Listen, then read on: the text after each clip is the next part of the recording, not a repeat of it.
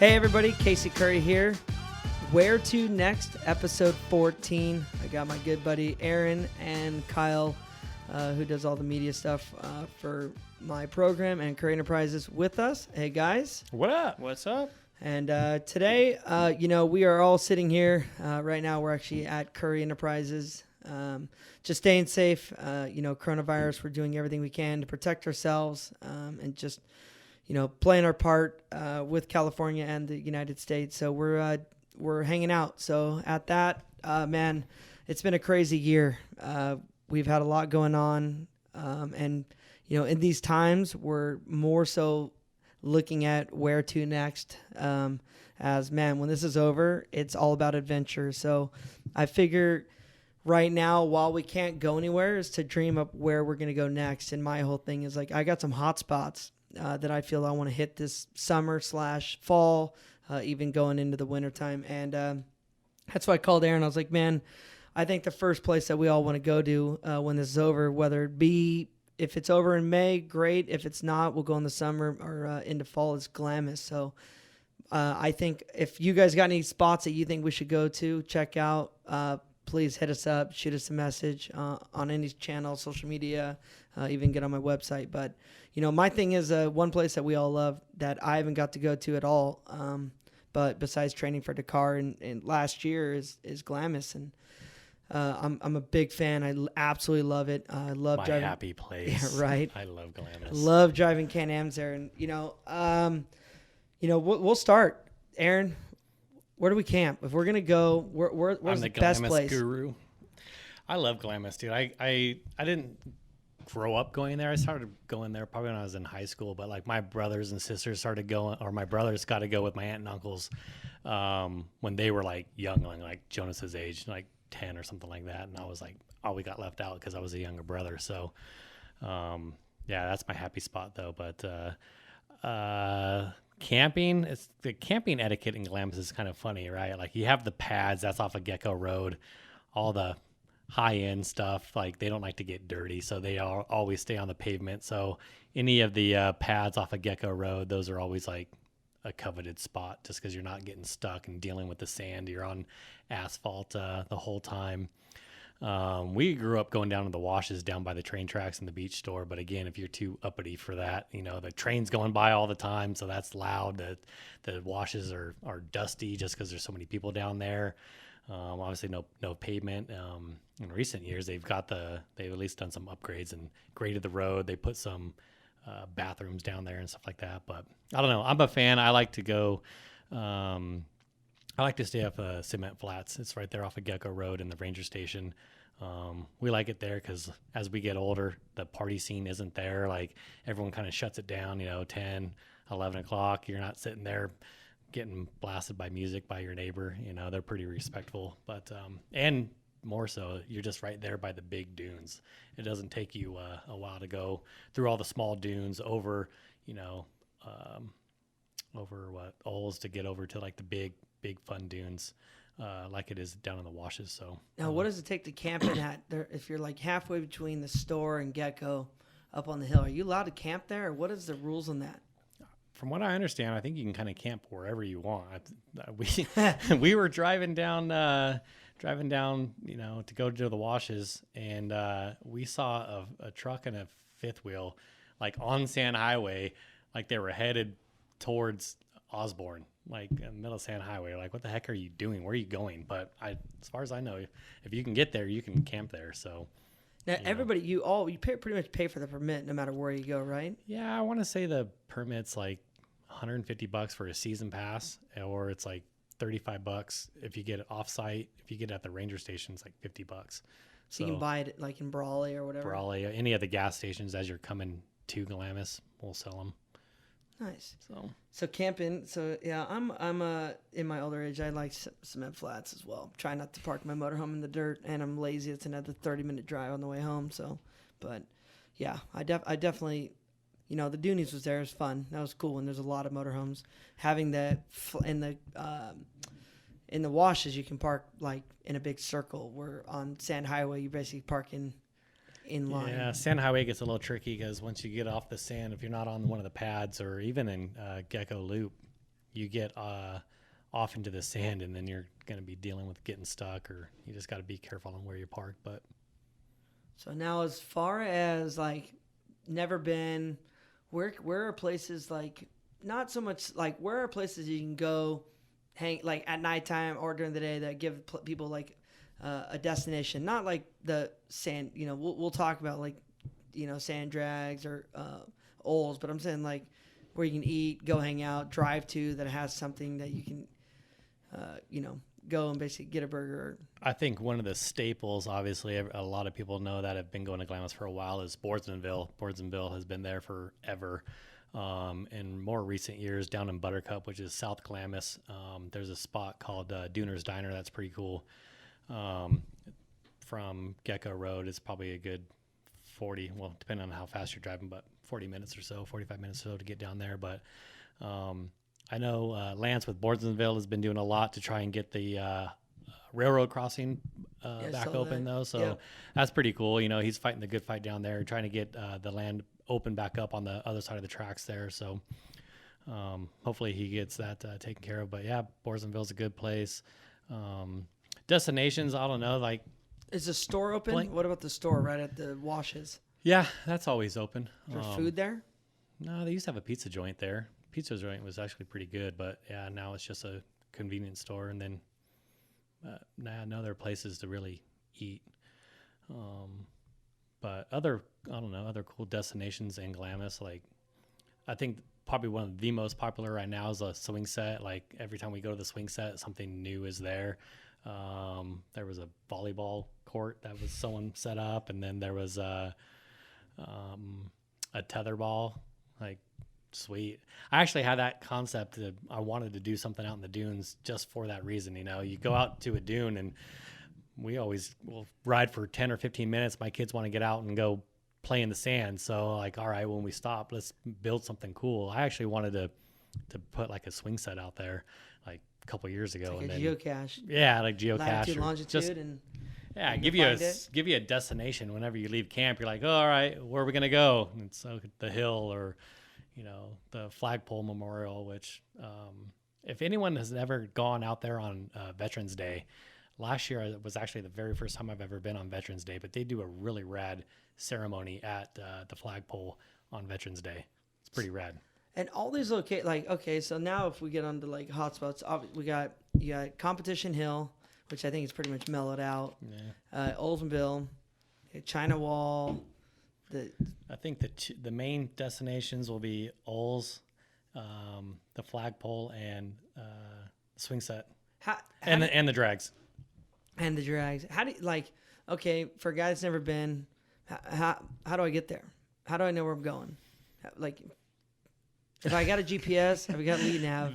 The best way is Secret to have Society? a GPS to either How GPS. do you get it though? Is there any of this stuff on a pin? How do you find any of this stuff? Yeah, if you Google GPS coordinates, Glamis destinations or stuff like that, like it'll come up. The last trip we went 3 weeks ago or so, something like that, we were gonna go to China Wall, and I haven't been to China Wall in years. I don't even know how to get there, and I just GPSed it, and we actually didn't end up going to China Wall because it's deep out there. But is it deep as far? It's like further than the flagpole or the swing set?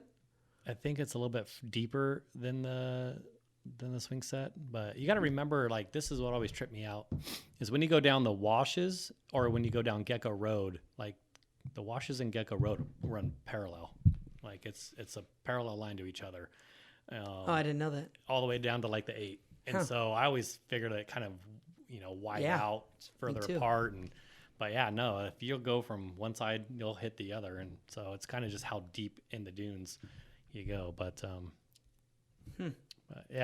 to find them, either go with a veteran who knows their way around the dunes. My uncle, dude, he has his own built-in GPS. Knows where it all is. How the heck do you know where you're going? And, I recognize this dune. They've been going there for years, but the longer you go, the more you'll start to recognize the dunes and or where you're at in the dunes. The night's the worst. Night rides, you get turned around pretty quick, but yeah, GPS is your best bet. Yeah. So now if you were to go, when should we go? When would be scheduled for out there? I know it gets hot. Well, first big weekend is Halloween. Is always the kickoff weekend. Camp Razor, they have the big event out there. I'd say anytime before December, it's still pretty warm out there. Anytime after January to like March, like right now, it's kind of a bummer with everything going on in the world right now. We can't go to Glamis. That kind of sounds superficial, I guess, or not the priority. But no, anywhere till about March or April, just depending on how our winter's been. It's been pretty nice and cool right now. So but it does get hot in the summer.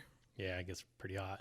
But I've talked to buddies that have gone out there. They'll just do a night run. They'll gem out there in the day or in the afternoon, get there at night, ride all night, sleep for a few hours in the day, and then just rip home. So at night still, it's like the river. At night, it'll cool off to, high 90s, low 90s. Yeah, that'd be fun. I always talk about that. I get so lazy that when it comes to 4-hour drive each way, obviously now everything's changing because when I get out, I have no problem driving anywhere. But before, it's like everywhere you go, it's just such a drag right now. All right, I'm stamping that. We're going to have to do that once this summer. Do a night run and in Glamis in the middle of summer. Yeah, I'm all about that. That's what it's in. Like, my whole thing is like, dude, I want to go out way more than obviously now having the time at home. Just, the blessings that we live in California, 4 hours away from Glamis is pretty amazing. But now, all right. Well, what do you think as far as anything you could drive out there? I mean, what's your jam? Oh man, that's a tough one. I go back and forth. I have my buggy. Been riding the side by sides out there, and you just can't replace a V8. The side by sides are a blast. Like, my whole thing in my sand car, it is a project and a half to get it out there. It doesn't really fit my trailer. I got to take some parts. I had to take the wheel off. I had to cut the step and weld the step in. And it is a mission. And now that my kids are getting older and riding themselves, like now I have the Razor 170 for the girls and Jonas's dirt bike. And so if I want to take everything, I really got to pack it in there right. So the side-by-side is just the easiest way to load that thing in there. Everything fits. But once I'm there, I'm like, man, I wish I had my sand car just for that raw horsepower. Like, jumping dunes is not that you can't jump it in a side-by-side, but you can't replace a V8.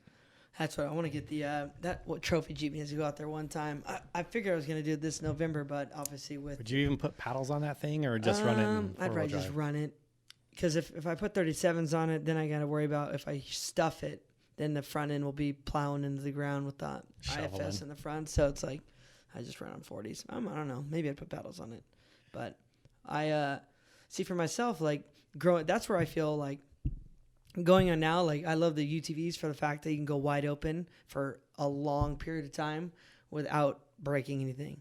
I can pretty much, anybody can pretty much drive anything as hard and as fast as you can, and everything has its limits. And it's like every V8 buggy, it's like they're meant to be driven hard for a little bit of time, right? They're overpowered with a small radiator, from what I see. And for myself, if I'm going to go out there, give me a nice 30-minute moto hard, and then, Well, that too, and the prep that goes into getting a buggy ready to go versus the side-by-side. A lot of work. Man, it's so much work. Yeah, but that is a lot of work. See, but now for me, growing up, growing up, the reason I feel that I do so well in Dakar and all these world rallies around the world is that for myself, I grew up driving Jeeps out there, and under 200 horsepower, 40 or 37 37-inch tires, 4-inch lift, super sketchy in the sand dunes, and we were 16, 17 years old driving them. You ever been to Dumont? Yeah. So I've never been to Dumont. I've been to Pismo and Glamis. My question was going to be not even about Dumont, but how would you even compare the dunes from Glamis to what you did in Dakar, either this year in Saudi or even last year in Peru? Nothing alike. So the difference is in Glamis, when you get out deep in the sand dunes and they get where not a lot of people drive, it's peaky on top. It is more similar to Saudi Arabia. For me, the sand dunes don't have a lot of rhythm in Saudi. And the sand dunes in America do, because so many people crest the tops. It pushes the sand around and then makes it where it can you can basically roll from one bowl to the next quickly. And the transition is smooth, where over in Saudi, no one really drives on them, and the wind is blowing so often and so hard that it gets a peak top. So it'll always be smooth on one side and peaked on the other. And then in Saudi, it also has like where the wind blows in circles instead of in a direction. So you'll get like bowls that are unfinished. And so like it'll be 4 or 5 bowls together. So you'll drive over one, and it's in, Glamis, you have the witch eyes, and you got to be careful of them. Like there's witch eyes that are like 20 times as big. So like you'll just drive over and you're in a pocket that has like no rhythm, no way to get out. And it's soft almost all the way around. So it's so different. And then in Peru, I only know how to use it as like 7,000 foot elevation sand dune. So it's like Big Bear. Look at the whole mountain, every crack, every little roll in the mountain. And that's how it is. Like it's that tall. And the same way you drive up to Big Bear on like the 338 or any side road, that's how you get to the top. You basically you start at the bottom and you work your way sideways up, and you find where it's got a pocket of a flat spot, and then you stretch for the next one. That's going to be another 500, 600 feet higher in elevation. But they a lot bigger? I mean, yeah, the sand dunes in Saudi are probably not much taller than, I'd say the highest sand dune we saw was, I don't know, 1,000, 1,500 feet elevation, which is still a lot from like sea level, but nothing compared to Peru's real. Like, I mean, as far as like 8,000 feet elevation, you go down at wide open and literally having to pop your eardrums twice because your ears are getting pressure in them, and you're going so fast, so straight. So like it is crazy. But then the color, wow, you get into this, then you get the color of the sand and the way that, like we have like a hint of brown with the white sand. Over there you get like white spots where it's 20 to 30 miles of white sand dunes, no hint of brown at all. And then that'll be like in high noon, then you can't see any shadow anywhere. So it all looks flat, but it's not flat at all, right? It'd be like going to Glamis and having high noon and then basically taking all the color away. Oh man, it's tough. And then you go to Saudi. Saudi doesn't have flight. We never had that problem in Saudi. They got a hint of red in the sand, and then the red basically to me is like a heavier sand, so it makes it's not as hard to drive on. But it also makes it where when there's not pockets of red sand, then it's super soft. Did you ever get stuck out there? In Glamis? Yeah. No, Oh, in Saudi? In Saudi. Did you ever get stuck? We never got to the car once. Man, knock on wood. Yeah. I'm not gonna lie. Kyle, you're a moto dude. Do you ever take your 450 out to Glamis? No. See, my first time going to Glamis was Dunes, and I think like one of the times I rode with you in your sand car. Like I've never gotten to take a bike. I've ridden technically once on the back of Ronnie Renner's bike filming a shoot there, but that's what I know Glamis as a motocross spot, but like now going out there, like people take Jeeps, freaking BJ Baldwin took a Porsche. Like it's like, so now I'm seeing it more also as like, you don't necessarily have to take your toys there. You could like drive your toy and use your toy there. Risky business. But like you see it more often now. Your Jeep would work. I'm not taking my stock Jeep out there. Hey, Janie did it. Yeah, she did. She did. I think, but that, like you said, I think that's the cool part about Glamis is the fact that it is close enough. Like you can bring a Jeep, air down, and go see all the destinations, right? Most of the hot spots are the cool destinations are basically in some of the, valleys, the sand highways. Yes. You can pretty much get out there. So would you ride? Yeah, I want to. I've just never had the opportunity.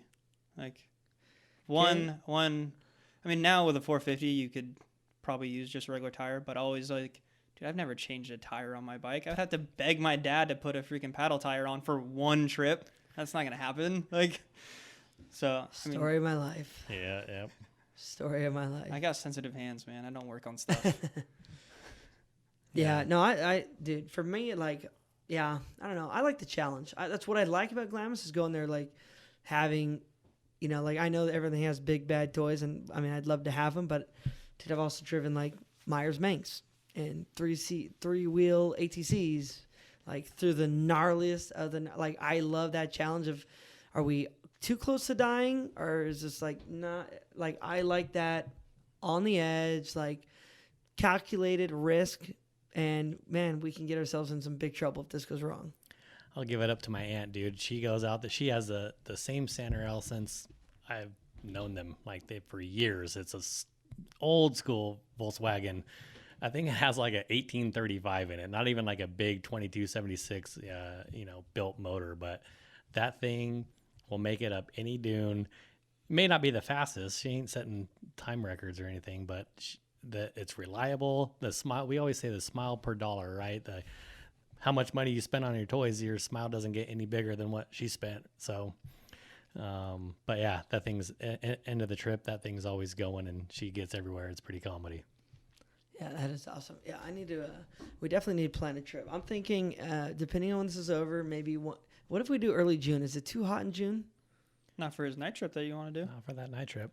We got to do the night trip. And you got to get the kids out there. It was pretty pumped for me this season. My son's Jonas, he's 11. He started riding his 150 out there, and just to see him ride in the dunes is rad. Like that's what. Yeah, but it's changed him now, because now I would agree that obviously I didn't go to Glamis, but when we went to the motorcycle track, his riding level went from beginner to like intermediate just by riding in the sand dunes. Yeah, you're gonna be there, dude. Couple more years. Trying my hardest not to be there. Trying my hardest. Baseball, not to. golf. Yeah. So tennis. But yeah, I mean, my thing is on Glamis. There's so much to do, and the journey and the, like having campfires at night and the music blaring, and if you want to go, on the big weekends. What are the big weekends? Camp Razors, the kickoff, Thanksgiving, basically any holiday. Presidents is a big day out there. New Year's. Yeah, people go out there from Christmas to New Year's. It's packed that whole week out there. But yeah, any big holiday, anytime people have off work, they'll jam out there. Do you do both? Do you do like holiday weekends and then off weekends?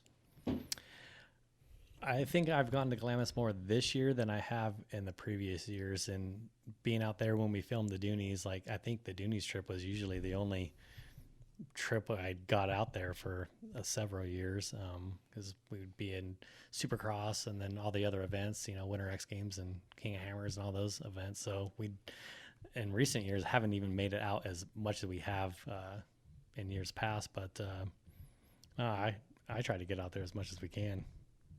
What do you like better, off weekends or like you can get more people to go on a holiday weekend, obviously, like for friends wise, like more people have time off work that way. But like, do you like it emptier, more people?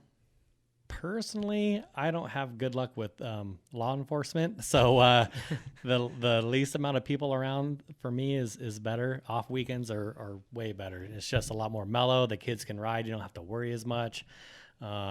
It seems on the big holiday weekends, you get a lot of the riffraff out there. So obviously law enforcement has to crack down on a lot of the people who just aren't being smart and being safe out there. But off weekends out there are the best, man. Can't beat it. I never get to go, so well,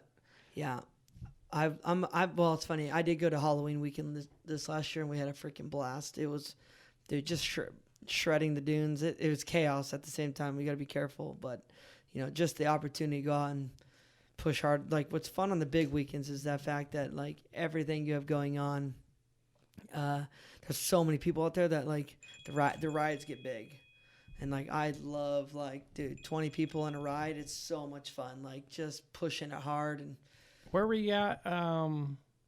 Oregon Dunes, where you had. What event was that? You were out there and you had like a massive ride. I think was it UTV Takeover, the one you did, or was it Dune Fest? Dune Fest. Dune Fest, Casey led a like 100 people long line. It was ridiculous.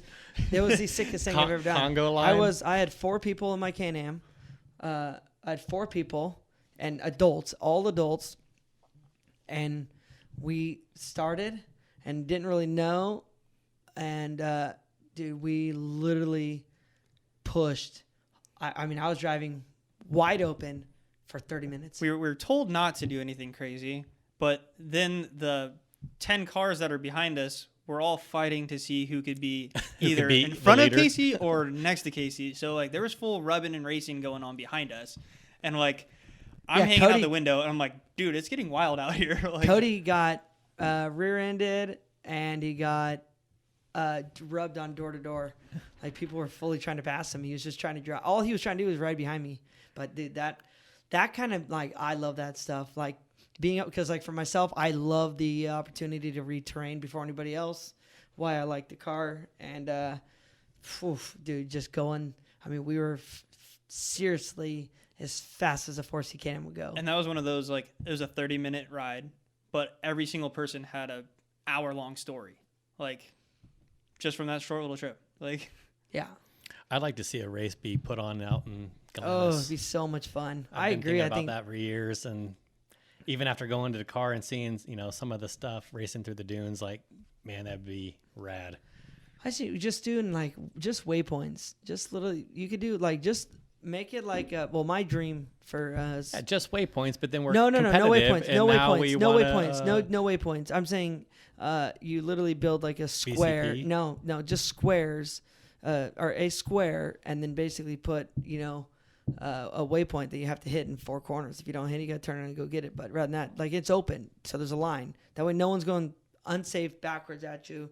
We're not going to get into real, to car style racing where everyone's going the same direction. You're on a line on your GPS, and you literally just put 4 dots and then go. And literally, to me, it goes into way more now because now you go, how smart are you to, like, for example, was me and my brother, when I was starting to get into car racing, like we were trained, I'd go and have him train with me. So we'd put, somebody 2 miles ahead and just sit him on top of a hill. And then we'd say, all right, on your mark, get set, go. Like I would study terrain. He would go straight to it. Well, it would be straight there. It was like the bigger dunes with more cups at the top. And then like a half mile off to one side would be a valley. So I'd just hop in the valley, go wide open, and then cut back in and go to the deal. Well, I'd beat him almost every time. Yeah. Right? Oh, yeah. Because he was driving fast, but dude, cresting the top of every sand dune, you gotta rely. Was he like following the dunes? And No, he's just he went straight ahead. Yeah, he was doing duning. correct. Yeah. But I went over and basically went to it wasn't the easiest path. That's right. It wasn't what you're hauling butt in your mind, but in reality he was way off pace. And that's where like I feel like that would be a sick kind of race because now it's like there's no you can pre-run all you want if you wanted to, but you ain't gonna do anything because my whole thing is like I want to make it just put a couple dots out there and straight line on the GPS. I don't need a bunch of turns. Just drive. Do however you want to go.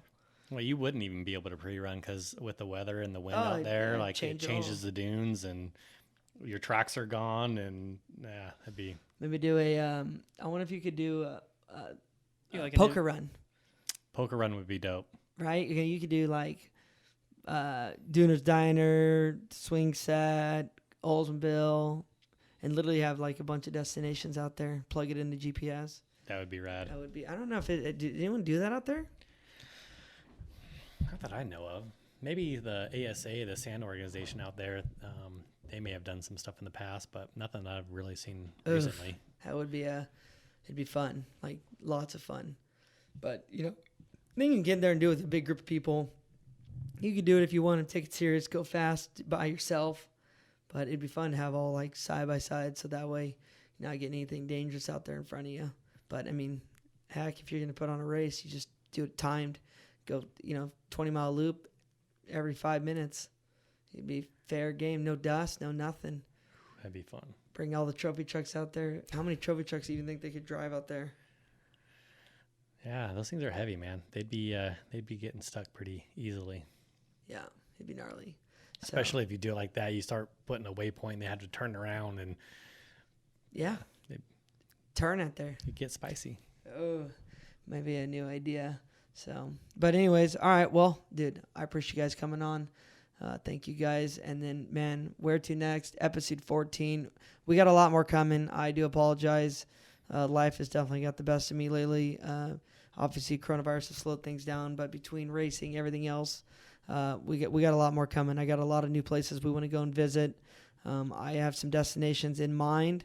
Man, if you guys got any ideas of places for us to go, places for us to scout, or just looking to go in, whether it's in Jeeps, Can-Ams, or just to go hang out, we're looking for new ideas. We want to go out and live as much as we can while working as hard as we can. So you guys got any ideas, let us know. But right now, we'll be back for episode 15 shortly.